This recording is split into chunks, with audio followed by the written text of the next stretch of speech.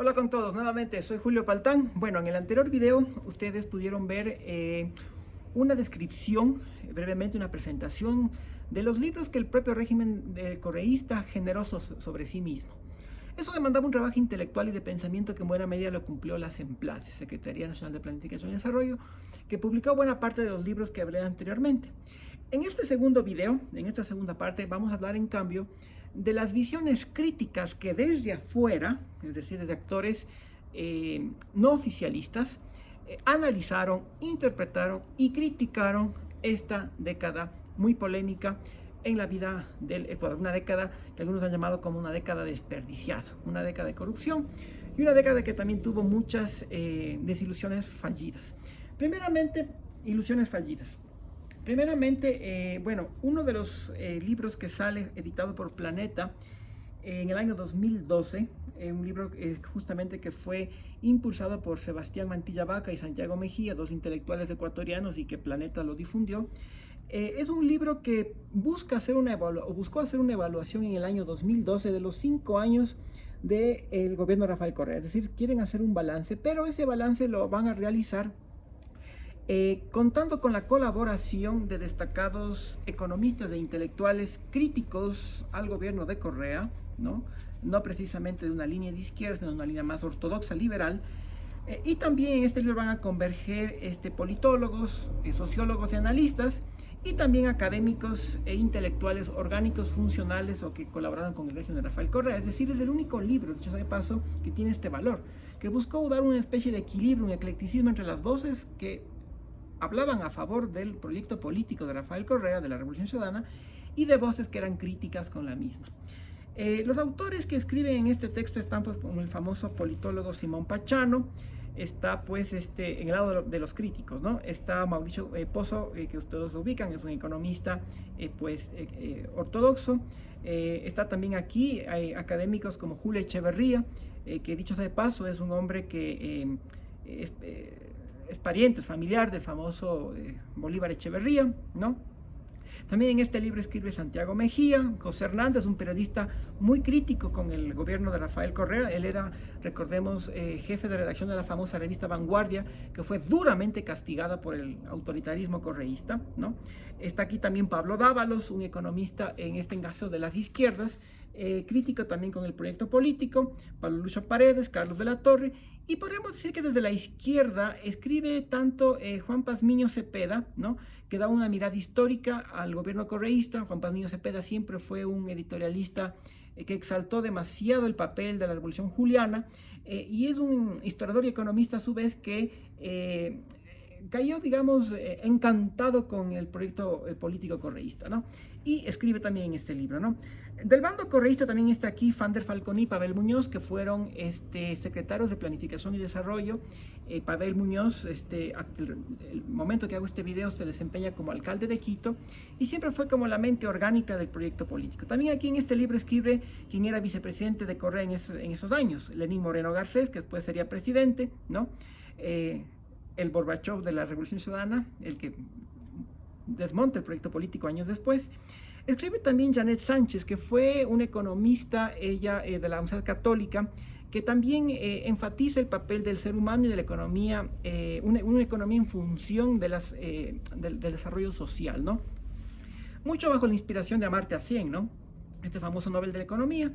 Y bueno, también escribe María Elsa Viteri, que fue ministra de Economía y Finanzas del gobierno de Rafael Correa. Entonces, este libro contiene esta especie de eclecticismo de voces críticas, voces diferentes, que analizan los aspectos sociales, políticos y económicos de Rafael Correa. Jorge León Trujillo también, por supuesto, está aquí, me lo olvidaba de mencionar, que habla sobre la concentración del poder y la modernización conservadora del correísmo. Este es un término que va a generar bastante discusión años posterior.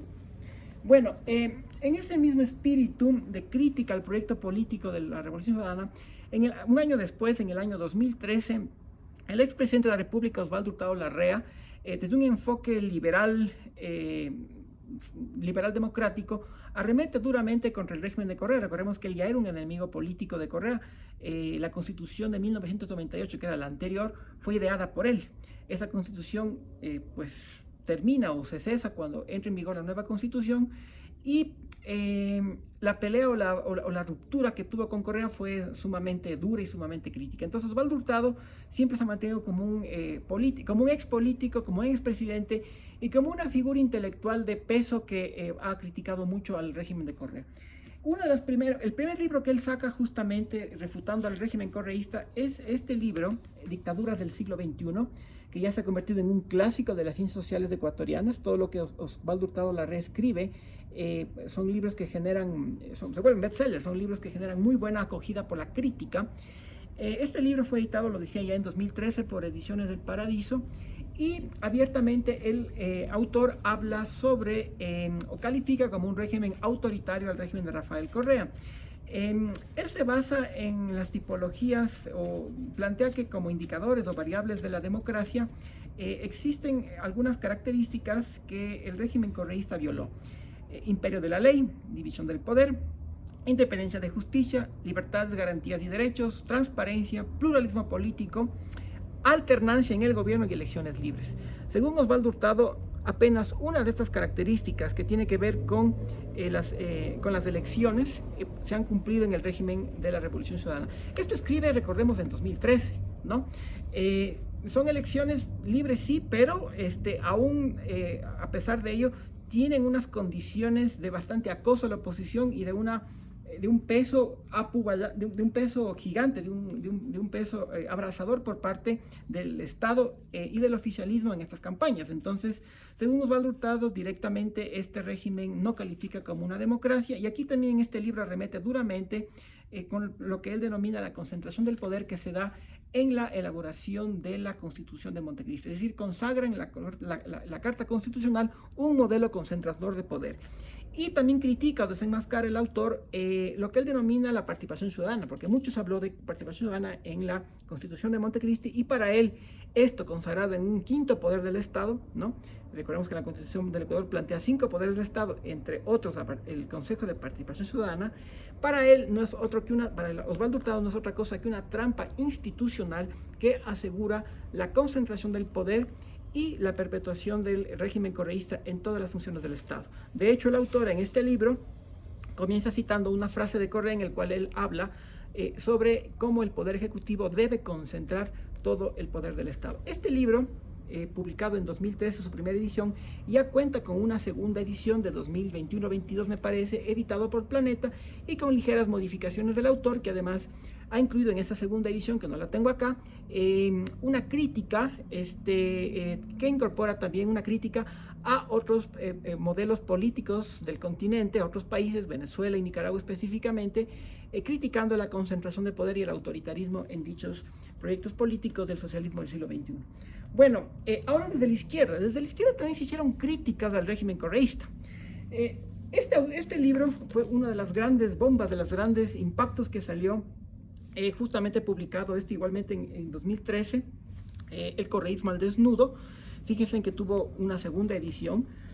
En este libro convergen personalidades destacadas del pensamiento de la centroizquierda, como Mario Unda. Aquí también participa Francisco Muñoz Jaramillo, un importante activista político y director después de una revista de izquierda, ¿no? Escribe también en este libro Natalia Sierra, profesora universitaria, ¿no? Atahualpa Oviedo, Esperanza Martínez, Mateo Martínez, Francisco Hidalgo, Carlos de la Torre, Pablo Dávalos, Carlos Castro Riera, Juan Cubi, que fue inclusive un líder guerrillero y editorialista de un prestigioso diario nacional, ¿no? Y también escribe el distinguido Ramiro Ávila Santamaría, que fue un miembro de la Corte Constitucional. Bueno, todos estos autores, Fernando Vega también, que fue un constituyente de Montecristi, entre otros autores.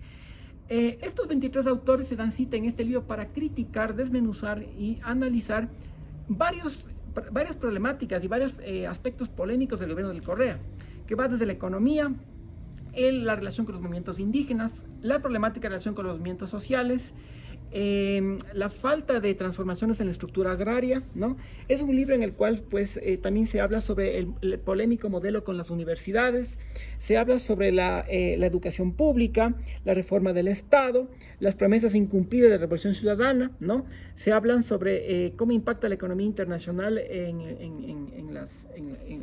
el régimen de la Revolución Ciudadana. Temas problemáticos como la consulta previa, ¿no? Cómo se desvió la utopía de Montecristi hacia un régimen autoritario. Es decir, este es un libro que lamenta en buena medida desde la izquierda cómo esos sueños de transformación que apostó la izquierda en la Constitución de Montecristi se diluyeron en un régimen autoritario personalista y que potencializó en lo económico un modelo primario exportador, concentrador de grandes riquezas y de perpetuar el poder de los grupos económicos, ¿no? Bueno, también hay una mirada desde el punto de vista de las demandas de género, y por supuesto es un libro que también habla respecto, si bien no acuye el término autoritarismo, habla de un régimen, o se lo caracteriza como un régimen disciplinario por parte de otro autor que estaba aquí, que es Pablo Espino, académico de la Universidad Andina Simón Bolívar. Y bueno, el libro comienza con un primer artículo de Alberto Acosta, reconocido economista, crítico de izquierda, ¿no? Crítico en un primer momento de lo que fue la deuda externa y ahora es crítico de lo que tiene que ver con el modelo primario exportador y extractivo. Bueno, estos mismos autores se vuelven a dar cita, no todos, pero la mayoría de ellos se dan cita en este nuevo libro que sale en 2014, llamada La restauración del correísmo. Fíjense que incluso incorpora una pintura de un artista que en esos años quiso ejemplificar mediante el óleo la concentración del poder en el sillón presidencial, ¿no? En este segundo ejemplar, bueno, ya son más, son 24 autores, ¿no? Aquí se dan cita Carlos Alberto Acosta, ya lo mencioné, otros nuevos como Carlos Cabrera, Ramiro Ávila Santamaría, que estuvo en el anterior, Luis Corral, o Lucho Corral, que es un dirigente que viene de la izquierda, de la vieja izquierda comunista ecuatoriana, Pablo Dávalos, Juan Cube, Paulina Garzón, François Jourat, ¿no? Un académico europeo que pues ha sido un distinguido filósofo y crítico de las teorías del desarrollo, Francisco Muñoz, Esperanza Martínez, activista ecológica, Pablo Espino Peralta, entre otros autores, ¿no? Que están condensados aquí. Está también Arturo Villavicencio y Gaitán Villavicencio, ¿no? Bueno, autores que igualmente profundizan en su crítica al modelo correísta en lo que tiene que ver con elecciones, concentración de poder, despilfarro de los gastos públicos, ¿no? Las trampas de las enmiendas constitucionales que se plantearon ya en esos años, ¿no? También se realizan críticas a las alianzas que establece el gobierno del Ecuador a nivel del eje sur-sur. Se habla mucho de un nuevo punitivismo penal, ¿no? Se habla de varios aspectos que son problemáticos o que son críticos ya o que van a demostrar preocupaciones de la izquierda ecuatoriana: agricultura, minería, universidades, movimientos sociales, un discurso autoritario, y la minería, ¿no? Aquí también hay un artículo interesante de un académico guayaquileño, no todo, la mayoría son quiteños, pero Gaitán Villavicencio es el único guayaquileño que aquí se da cita, en el cual él habla sobre la confrontación del régimen nacional populista, como él define Alianza País, con el modelo social cristiano en la ciudad de Guayaquil. Bueno, entonces es la segunda parte de este libro. Estos autores van a sacar un tercer tomo, no lo tengo acá, que básicamente repite la misma crítica desde la izquierda en varios aspectos al régimen correísta. Bueno, desde la Universidad Andina Simón Bolívar, desde el punto de vista académico, Pablo Andrade, en el año 2015 saca este texto en su colección Ciencias Sociales. Es un librito que salió, ya lo dije, en 2015, editado por Corporación Internacional y Universidad Andina Simón Bolívar, en el cual aquí se desmenuza la problemática de lo que se habló el famoso cambio de la matriz productiva. Uno de los tantos discursos que propuso la Revolución Ciudadana fue la de la transformación económico-productiva del país. Se hablaba de una nueva esperanza industrialista o industrializadora, y aquí Pablo Andrade desmenuza cómo estas políticas pues iban a contener bastantes inconsistencias. Analiza justamente, para llegar a eso, el autor comienza analizando las capacidades institucionales del Estado en lo que tiene que ver para el impulso al desarrollo industrial. Entonces es un texto que en buena medida recoge un trabajo internacional que en 1994 hizo el famoso politólogo Peter Evans para evaluar la capacidad administrativa del Estado y de la burocracia a la hora de pues mirar cuán capaz o fuerte es el Estado, entiéndase, para que ese Estado dé el impulso y el modelo del impulso a la transformación económica productiva y logre implementar esta famosa y tan mentada cambio de matriz productiva, ¿no? Entonces, bueno, el autor examina justamente políticas industrialistas de una manera, digamos, tentativa, de una manera, es una primera aproximación a una evaluación de política pública, pero poniendo énfasis en el Estado y en la burocracia. Bueno, para el año, igualmente, para el mismo año 2015, sale un libro de Carlos de la Torre Espinosa. Él es un famoso sociólogo y politólogo, PhD en sociología específicamente, que tiene ya actualmente bastante prestigio en universidades estadounidenses. Carlos de la Torre Espinosa, en este librito, desmenuza, o mejor dicho, no se centra solo en Correa, sino que pone en un análisis histórico comparativo cómo desde el velasquismo, desde el clásico populismo velasquista a mediados del siglo XX en el Ecuador, en la primera mitad del siglo XX en el Ecuador concretamente aparece el velasquismo, hasta el siglo XXI, el régimen de Correa, la vida política del país va a presentar una sucesiva manifestación de fenómenos y de problemas propios de la democracia y propios de su régimen político. Muchos de los cuales los temas que él trabaja están relacionados con el populismo y las elecciones y las insurrecciones, es decir, como elección tras elección, que son manejadas a través de discursos y repertorios populistas, muchos políticos gobiernan autoritariamente y finalmente tienen crisis de gobernabilidad que les lleva a ser derrocados. En este libro, por ejemplo, se analizan las caídas de Gutiérrez, de Bucarán, de los expresidentes Gutiérrez, Bucarán, Yamil Maguad, y cómo los líderes populistas se emergen sobre la base de la manipulación de las emociones del pueblo, de las utopías de transformación, de nociones relacionadas con la transformación colectiva. Y aquí también el autor pone una de sus tesis más brillantes, que es la confrontación entre varios tipos de democracias. La democracia, dice el liberal, versus la democracia popular, la democracia del populismo. El autor plantea que si bien el populismo amplifica la participación política de los sectores subalternos, la forma en cómo lo hace va a entrar en confrontación con las instituciones y con los mecanismos de canalización y de división de poderes que son propios de los sistemas políticos democráticos contemporáneos. Entonces, esta especie de convivencia conflictiva entre estos modelos de democracia está plenamente esbozada en este estudio, ¿no? Que lo editó en su parte de su colección de historia, ¿no? La Corporación Editora Nacional con la Universidad Andina Simón Bolívar. Y bueno, es un libro que, si bien se centra en varios gobiernos, ya los mencioné, habla concretamente o le da mucho peso al proyecto político de la Revolución Ciudadana, al proyecto correísta. Él aquí acuña una palabra muy interesante, una categoría muy interesante, que es la del tecnopopulismo, y se refiere a esta forma en la cual Correa manipuló a la opinión pública y gozó de popularidad en sus amplios y masivos espacios de comunicación. Esto del tecnopopulismo no es otra cosa que la utilización de repertorios propios de una pedagogía moderna con la manipulación de las masas, ¿no? Tecnopopulismo. Bueno, ahora desde el lado del periodismo, para 2017, las periodistas Mónica Almeida y Ana Karina López sacan esta interesante biografía prohibida, una biografía oculta de Rafael Correa, ¿no? Llamada El Séptimo Rafael. Es un libro editado por la editorial Aperimus, ¿no? Una editorial que pues sacó este librito y que saca aspectos muy, bueno, es un libro que incluye incluso fotografías de la niñez, de la vida, de la familia de Rafael Correa cuando era pequeño, ¿no? Incluso saca fotos de sus encuentros universitarios con actores de la derecha guayaquileña, ¿no? Fotos del matrimonio de sus padres. De hecho, aquí están los padres de Rafael Correa, que se pueden ver en estos libros. Esto es en la década del 60, en la ciudad de Guayaquil. Es una investigación muy bien hecha, que logra escudriñar los aspectos polémicos y biográficos de este polémico presidente que gobernó 10 años de modo personalista, de modo caudillista, de modo populista, como se ha señalado anteriormente, al Ecuador. Estas autoras desmenuzan el porqué de la personalidad de Rafael Correa. ¿Qué factores en su vida, muy poco conocidos, explican por qué actuó como actuó, por qué gobernó como gobernó?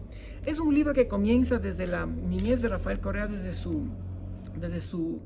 pequeña, digamos, de su infancia, y llega básicamente hasta el inicio de su periodo de gestión. No es un libro que como tal habla mucho sobre el ejercicio del gobierno, pero sí cita, digamos, los génesis y los orígenes de la Revolución Ciudadana, de cómo se articuló sobre todo esta imagen de un líder que buscó la transformación, qué factores impactan en su vida, ¿no? Es un libro que saca cómo nace Alianza País, con qué actores de la izquierda se articula cuando conforman este movimiento Alianza País. Y bueno, sacan aspectos incluso, miren ustedes, incluso el libro, volviendo a lo familiar, es un libro que incluso incorpora un árbol genealógico de la familia Correa. Entonces creo que es uno de los libros biográficos más potentes, más profundos, que no ha sido refutado, dicho sea de paso, sobre la vida de Rafael Correa, ¿no? Creo que es un libro fundamental para todo aquel que quiera entender la biografía, la vida, la trayectoria y la personalidad de este polémico expresidente que ahora pues permanece sentenciado por corrupción en Bélgica, país en el cual vive con su esposa, ¿no?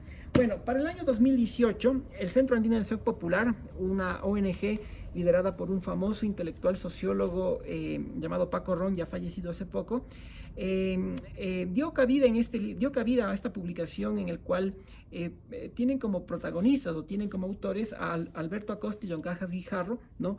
Una especie de discípulo, viene a ser el segundo del famoso Alberto Acosta, yo ya hablé de quién es él.